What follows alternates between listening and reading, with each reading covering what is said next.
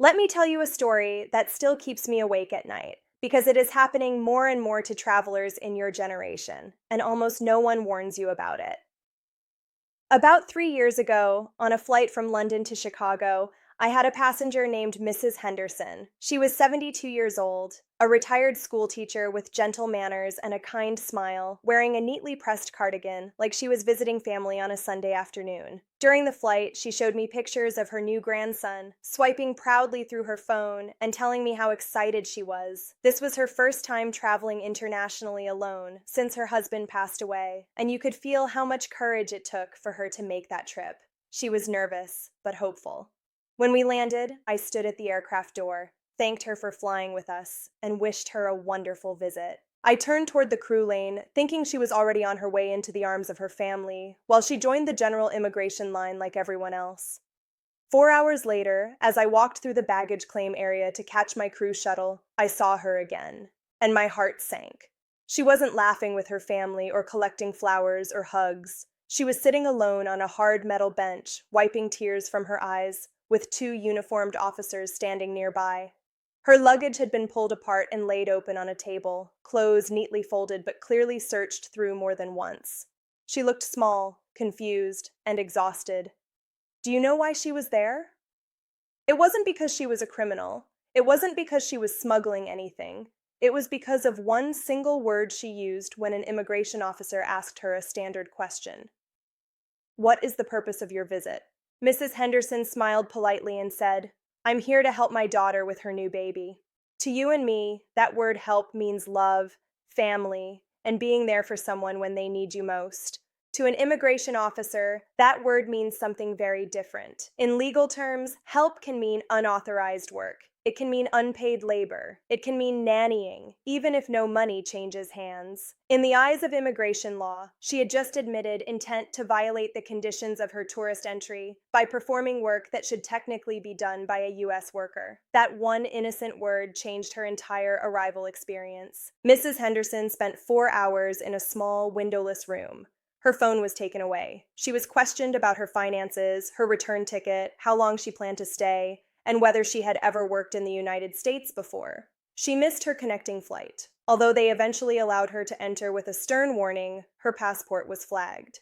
And here is the part most people don't understand. Being flagged doesn't disappear. Every time she travels now, she gets pulled aside. Every time she has to answer extra questions. Every time her stress level spikes before she even leaves the plane.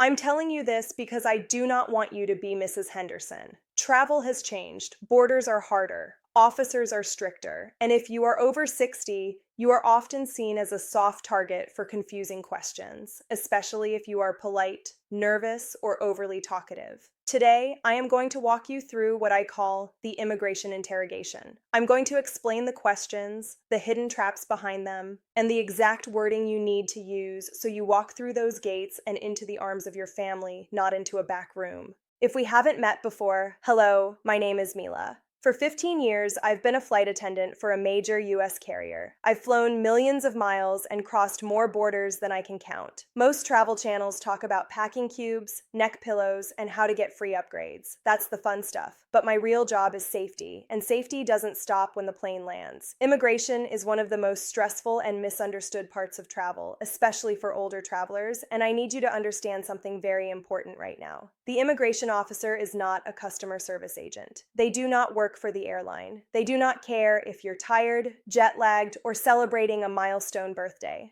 They are federal law enforcement officers. Their job is not to welcome you. Their job is to detect deception, find inconsistencies, and protect the border.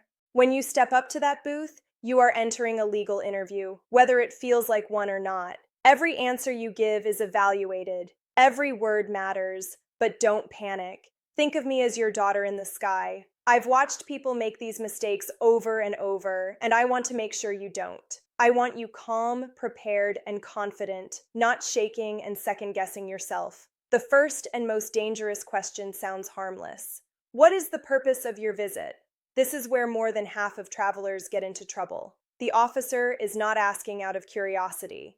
They are trying to determine whether you plan to become an economic burden or take work away from a local citizen. Here is the insider truth you must remember. Volunteer work is still work. Helping out is still work. Babysitting is still work. Bartering, assisting, or just pitching in can all be interpreted as labor under immigration law. I once had a retired carpenter flying to Canada. When the officer asked why he was visiting, he proudly said, "My son is building a deck, so I'm going up to help him save some money." He was refused entry on the spot and put back on the next flight. No money was exchanged, but he admitted to doing skilled labor that a Canadian contractor should have been hired to do. That single sentence cost him his trip. There are words you should never use at the border. Helping, working, volunteering, babysitting, interning. Even if you are just watching your grandchild while your daughter showers, you do not call it babysitting. Babysitting is a job. Your answer must stay firmly in the category of leisure. If you are visiting family, the safe phrase is, "I am visiting family and doing tourism." If they ask what you'll be doing with your grandchildren, you say, "Spending quality time with them."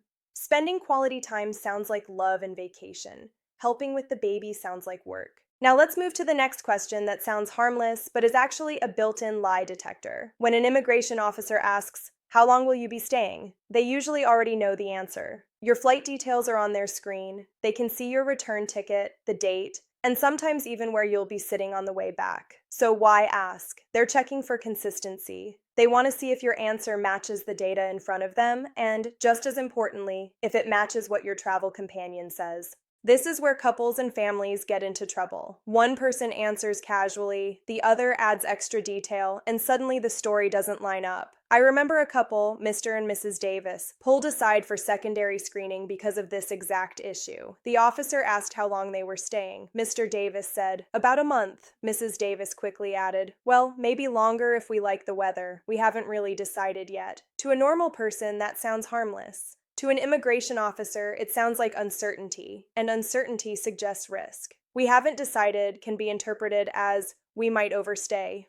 Within seconds, they were separated and questioned. Uncertainty is the enemy of entry. Tourist visas are built on the idea that you arrive on a specific date and leave on a specific date. Flexibility, which feels normal in retirement, feels suspicious at the border. Saying a few weeks, around a month, or until we feel ready to go home are all red flags. Precision is power. Your answer should be exact. "We are staying for 14 days. We return on November 24th. Say it calmly and confidently. Technology makes this harder, especially for older travelers. Phones die, roaming doesn't work. I see it constantly. People standing at the booth, fumbling through emails, trying to load airline apps while an officer watches in silence. That silence is not friendly. It's pressure. I want you to remove that pressure completely. Before you travel, print your itinerary, highlight your return flight date and flight number with a bright marker. When asked how long you're staying, say the number of days and physically hand them the paper.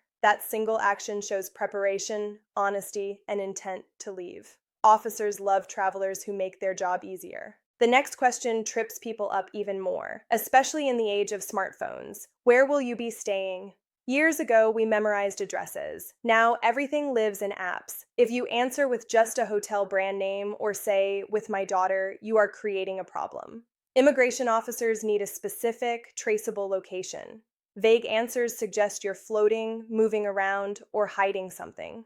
I once watched a young woman detained because she couldn't give the address of her Airbnb. She only knew it was near the city center. They pulled her aside, went through her phone, and eventually discovered the property was an illegal rental. She nearly lost her entry because she didn't know where she was staying.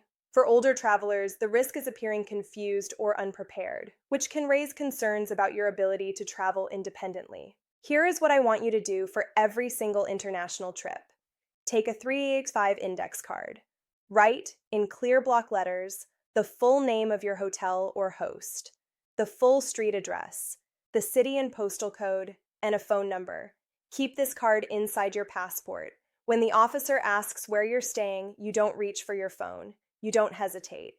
You open your passport, hand over the card, and say, "I am staying here." That level of clarity builds trust instantly. Now we need to talk about questions people think are jokes, but absolutely are not. Did you pack your bags yourself? This is not small talk. It is a serious security question. Criminal networks sometimes use unsuspecting travelers, especially seniors, as carriers without their knowledge. When you joke or say, "Well, my spouse packed it," You are legally admitting you did not control your luggage. That removes your protection if something is found. I watched a cheerful retiree joking with the officer say, "Unless someone slipped something in there." That joke bought him 45 minutes of bag searches, explosive swabs, and stress he didn't need. When asked about your bags, you become a robot. Yes, yes, no, you pack them yourself. They've been with you the whole time. You are not carrying anything for anyone else. Do not add commentary. Humor does not help you here. Food is another hidden trap. That apple from the plane, that sandwich you saved, that wrapped pastry you forgot in your bag, all of it can be illegal. Customs fines for undeclared food are immediate and expensive because of agricultural risk. I've seen sweet grandparents find hundreds of dollars over a single piece of fruit. You have two safe options before reaching the officer. Throw it away in the amnesty bin or declare it. Declaring food does not get you fined. Hiding it does. Money is where people lose thousands in minutes. In the US, if you are carrying more than $10,000 in cash or negotiable instruments as a family unit, you must declare it. Splitting the cash between spouses does not protect you. I watched a couple lose access to $15,000 because they thought they were being clever. Declaring money is not illegal. Hiding it is. Phones are the final modern danger. At the border, your privacy rights are different. Officers can ask to search your phone. They are looking for evidence of intent to work or overstay. Messages about helping at a business, covering expenses, or staying long-term can be enough to deny entry. Before you travel, clean your digital house. Delete conversations that could be misunderstood. Close your apps. Keep your phone in airplane mode until you clear immigration. If asked to unlock it, comply calmly. Your goal is entry, not a legal debate. Now we reach the questions that feel deeply personal and often catch people completely off guard, especially travelers in their later years. These are the ones about your past, your money, and your health, and they are asked not out of curiosity, but out of risk assessment. Immigration officers are trained to look beyond what you say and focus on what you might cost their country if something goes wrong. That's the lens you need to understand as you step up to the booth. Let's start with something many people believe is ancient history: old legal issues. A DUI from decades ago, a reckless driving charge in your 20s, a minor arrest that never led to jail time. You might think it's irrelevant now. You've lived a clean, responsible life ever since. But borders have long memories. Databases talk to each other. When your passport is scanned, records from decades ago can appear on that officer's screen in seconds. In some countries, especially Canada and the UK, offenses that seem minor in the US are treated as serious crimes. I once met a gentleman named Mr. Thompson on a flight heading north. He was 68, a retired bank manager, polite and well-dressed. He was connecting through Canada to board an Alaskan cruise. When he reached immigration, they flagged him for a reckless driving charge from over 40 years earlier. He had forgotten it entirely. To Canadian authorities, that charge made him criminally inadmissible. He was detained, questioned, and sent back on the next flight. He missed his cruise and lost thousands of dollars. What broke him wasn't just the money, it was the disbelief. "I've been a good citizen my whole life," he told me. None of that mattered at the booth. Here is the rule you must live by: never lie. If an officer asks whether you have ever been arrested or convicted and you say no because you think it doesn't count anymore, that turns an old issue into a current one. Lying to a federal officer can result in a permanent ban. If you have anything in your past, even if it was dismissed or decades old, research entry requirements before you book. Some countries allow waivers or rehabilitation paperwork. It's tedious, but it's far better than being turned away at the border. Now let's talk about money, not just how much you're carrying, but what it represents. When officers ask how you'll support yourself during your stay, they are not wondering if you can afford dinner. They are asking a much bigger question. If you get sick tonight, who pays the hospital bill?